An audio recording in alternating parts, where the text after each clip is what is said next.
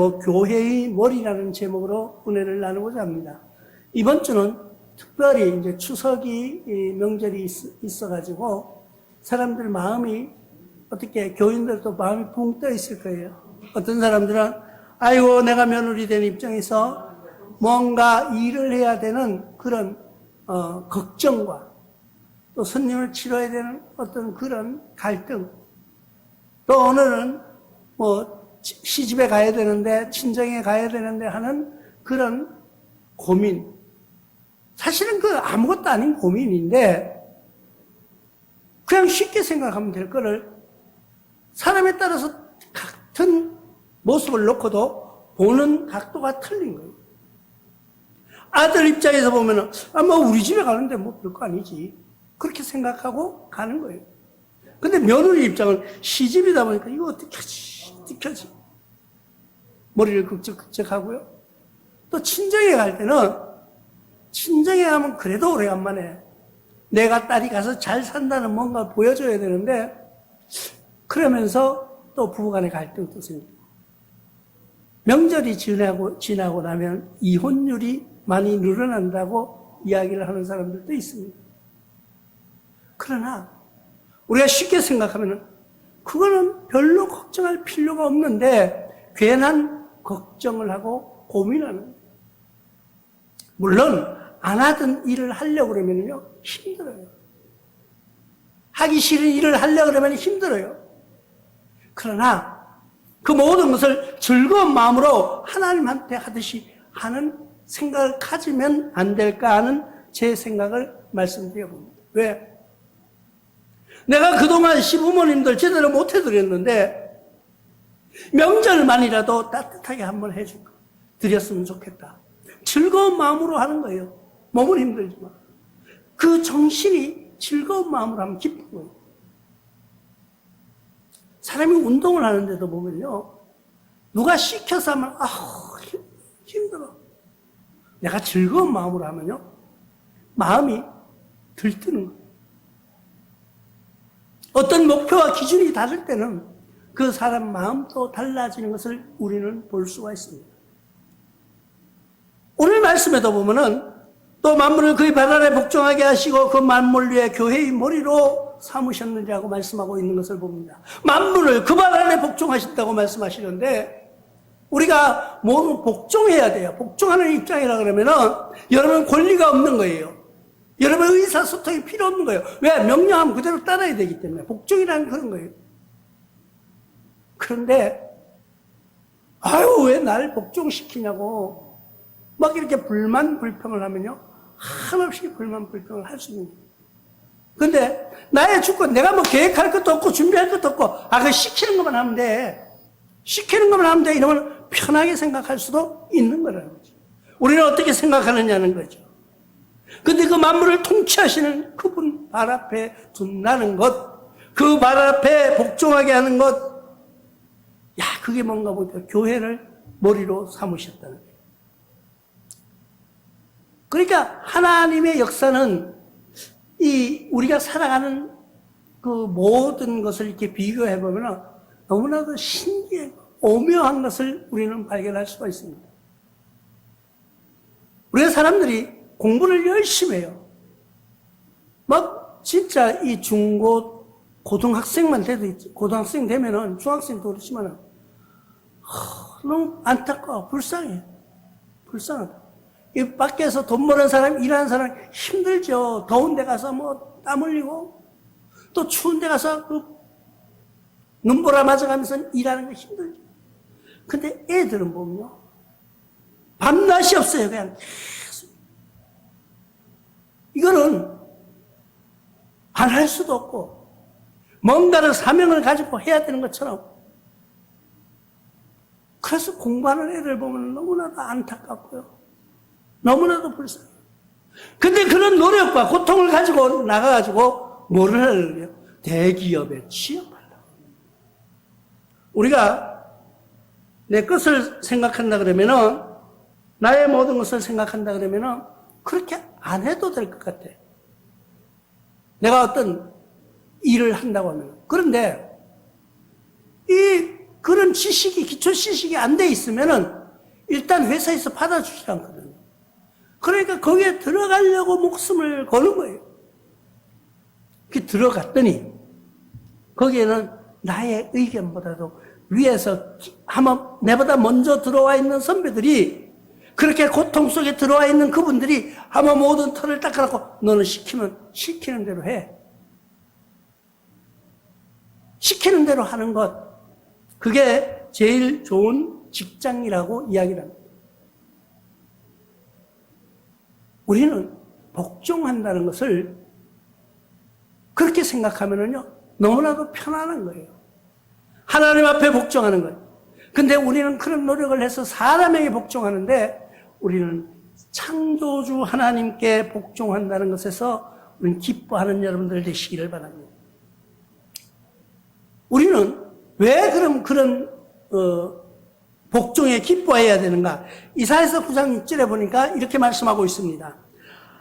이는 하나님의 아기가 우리에게 낳고 하나들 우리에게 주신 바 되었는데 그 어깨에는 정사를 메고 그의 이름은 기묘자라, 그의 모사라, 전능하신 하나님이라, 영존하시는 아버지라, 평강의 왕이라 할 것이다.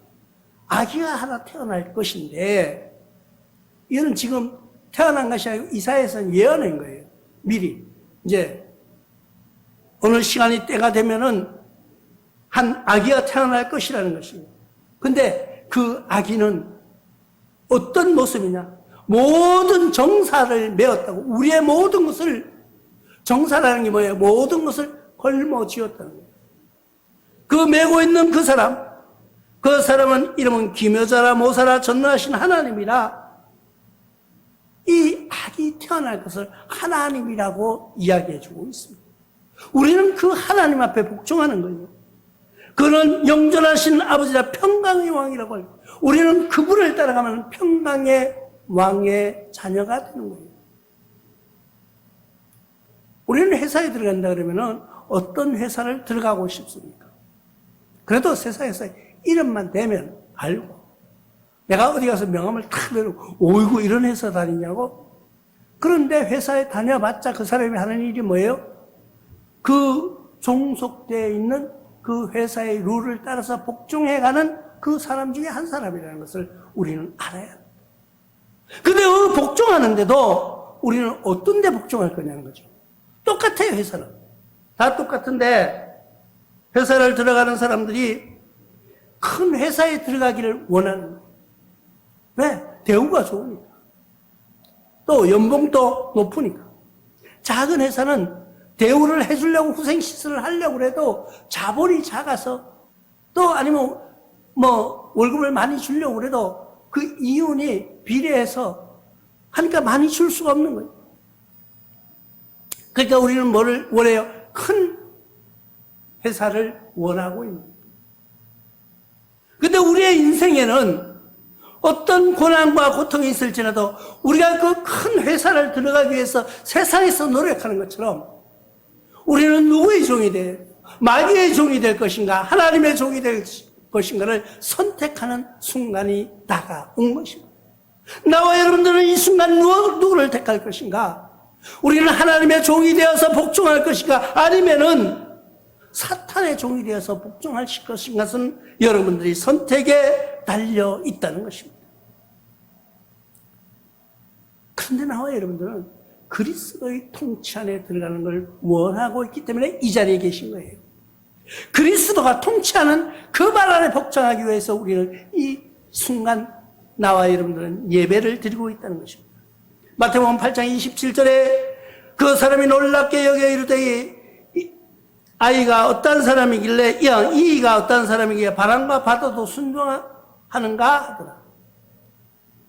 태풍이 일어나는데 한 사람이 짠 나타났어요. 그리고 태풍을 잠잠하게 했어요. 바다를 잠잠하게 했어요. 그러니까 사람들이 놀라서 쳐다보는 거예요. 또 그러니까 또 이 성경을 성경대로 믿으면 되기는 됩니다. 무조건 되는데, 그러나 하나님이 필요할 때, 또 어떤 사람은 태풍이 오는데 우리 교회 목사님이 하나님께 기도했더니까 태풍이 피해서 갔다고, 뭐 태풍이 그쳤다고, 뭐 이러면서. 그런 거는 아니지 않느냐, 이거죠. 우리는 지금 너무나도 거짓의 혼돈 속에서, 혼탁함 속에서 어느 것인지 모르고 분별하지 못하고 살아가고 있는 영혼들을 많이 볼 수가 있습니다. 내가 아무리 외쳐도, 아무리 바른 말을 해도, 예를 들어서 다른 큰 유명한 목사님이 한마디 딱 하면요, 내 말은 다 묻혀버려요. 왜 그럴까요? 인간은 세상을 바라보는 눈이 한계라. 우리는 그런데 무엇을 바라봐야 되냐는 거죠. 하나님의 말씀을 보시기 바랍니다. 그래서 여러분들은 성경을 자꾸 읽어야 돼요. 어떤 우리나라 유명한 목사님이 설교를 하는데 동성애자를 옹호하는 듯한 말을 합니다. 그러니까 사람들이 그 말들을 맞는 것 같은 거예요. 죄는 미워해도 사람은 미워하지 말라고 말합니다. 죄를 미워하면 사람도 미워하는 거예요. 그 사람이 죄를 지었기 때문에 죄인이지. 죄를 안 짓는데 왜 죄인이에요? 그럼 동성애자가 병이라고 말합니다.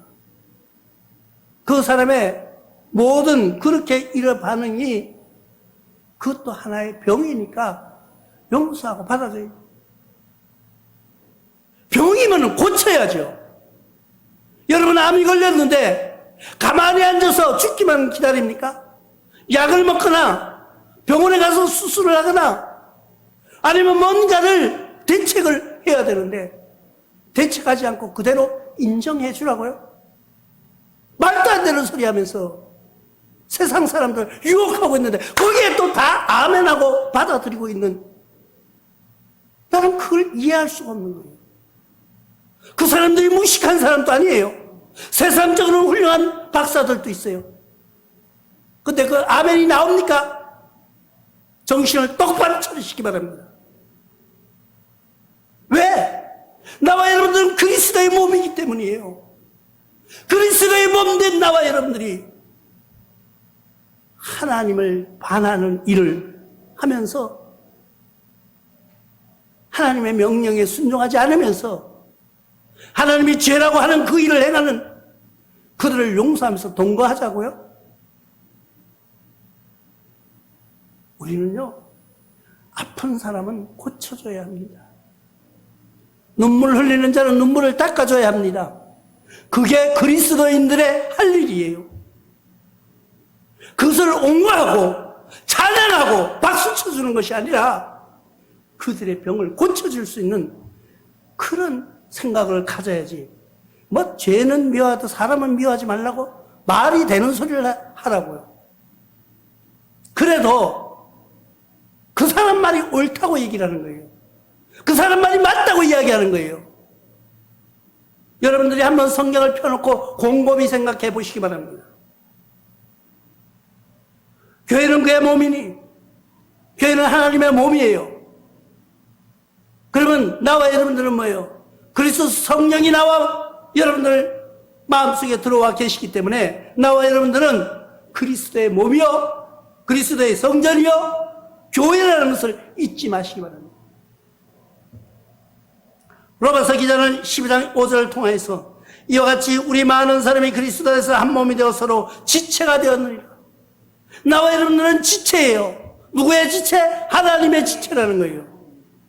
하나님의 지체인데 하나님의 지체가 어느 것이 상하면 도려내야 돼요. 그게 수술이잖아요. 아프면 약으로 치료해야 돼요. 그런데 그대로 두고 그 도려내려니까 살이 아픈데 그 깎아내려니까 그 살이 떨어져 나가는 게 아까운데 나는요, 내가 물론 큰 교회 목사가 아니기 때문에 내 멋대로 설교하는지 몰라요. 교회 목사님들 설교가 자기 성경의 말씀대로 행하지 못한다면은 그 교회는 죽은 것입니다. 그 영혼들을 죽은 거예요. 아픔을 얘기하고 상처를 상처로 이야기할 수 있는, 죄는 죄로 이야기할 수 있는 그런 설교가 이루어지지 않는다면 그 교회는 살아있으나 죽은 것입니다. 나와 여러분들은 선택을 잘 하시기 바랍니다. 누구를 선택할 것인가? 세상의 권력을, 세상의 인기를, 세상의 영광을 택할 것인가? 아니면 하나님 앞에 진실된 마음으로 하나님을 택할 것인가는 모두 다 내 자신에게 있다는 것을 기억하시기 바랍니다. 누가 도와주지 못해요. 어느 누구도 내가 하나님 앞으로 인도하는 길을, 하나님의 말씀을 선포하지만은 내가 여러분들을 천국으로 보낼 수는 없다는 거예요. 왜? 그것은 오직 주권을 하나님께 있기 때문이에요. 그리스도의 몸과 그리스도의 교회된, 그리스도의 성전이 된 나와 여러분들은 어떻게 살아갈 것인가를 잘 생각해야 돼요. 왜? 교회의 머리는 하나님이시기 때문입니다. 나의 머리는 하나님이 되시기 때문이라는 것을 기억하시기 바랍니다. 우리는 그리스도의 충만함으로 살아가야 됩니다. 그리스도의 충만함이라. 교회는 그리스도의 몸이 만물 안에서 만물이 충만하게 하시는 이의 충만함이라고 말하고 있습니다. 이 충만이라는 말이 연속해서 들어가는데 충만이 같은 뜻이 아니에요. 만물 안에서 충만하게 하시는 이 만물의 충만은 플레로라는 원어를 쓰는데 채우다, 충만하다. 내가 스스로 채우는 거예요. 부어서 채우는 거예요. 그런데 그 다음에 충만함은 플레로민이라고 하는 원어를 쓰는데 채우는 것, 충분한 것, 충만한 것. 다른 거예요. 내가 채우다 하고 채우는 것하고 틀린 거예요. 그리고 충분한, 이만한 만족. 그리고 충만한 거예요. 참, 꽉 찼다 이 말이에요. 그런데 그 꽉 차는 것을 누가 채우느냐? 내가 채우는 건 충만이 아니고 하나님께서 성령으로 부어주심으로 성령의 역사가 아니고서는 우리는 충만해질 수가 없습니다. 그렇기 때문에 누구를 판단하기보다는 내가 하나님 앞에 무릎 꿇고 기도하는 것. 하나님, 나의 성령의 충만함이 나의 성령의 충만함으로 채워서 나의 성령으로 충만한 입술로 하는 것이 아니라 하나님께 간구하는 거예요. 남에게 보여주려고 충만한 척하는 것이 아니라 진실된 마음으로 충만해져가는 여러분들 되시기를 바랍니다. 왜? 우리의 머리는 그리스도이기 때문에, 우리의 머리는 구세주이시기 때문에, 우리의 머리는 곧 하나님이시기 때문이라는 것을 기억하시기 바랍니다.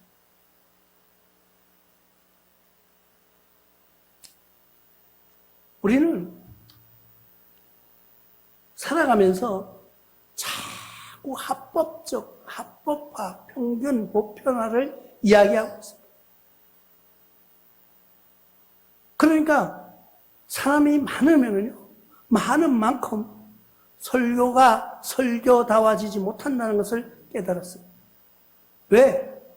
거기는 각양각색의 사람이 있기 때문에 하나님의 말씀을 선포하는 것이 아니라 오히려 사람의 입맛에 맞는 말로 선포하고 있지 않는가를 우리가 생각해 볼 필요가 있습니다. 저는 두렵게 하나님께 간구하는 기도가 하나 더 늘었습니다. 하나님, 내가 이 주님이 부르시는 이 사역을 그만둘 때까지 사람 귀에 바치는 설교를 하지 않기를 주님이 지켜달라고 기도합니다. 여러분들도 나를 위해서 기도할 때 우리 목사님은 사람의 입맛에 맞는 기도 설교를 하지 아니하고 사람 입맛에 맞춰서 기도하는 것이 아니라 오직 하나님의 영광을 위해서 기도하는 목자가 되달라고 기도해 주시지 않으시렵니까? 왜? 우리 교회의 머리는 하나님이시기 때문에 하나님 명령을, 하나님의 말씀을 인간적으로 보편화시킬 수 없기 때문임을 고백합니다. 이제 우리는 죄는 죄라고 말할 수 있어야 합니다. 잘못된 것은 잘못됐다고 말하고 고쳐야 됩니다. 그대로 인정하는 것이 아니라 하나님 말씀 앞에서 교회의 머리 되시는 하나님 앞에 모든 것을 내려놓고 고침받는 여러분들 되시길 주님의 이름으로 축원합니다.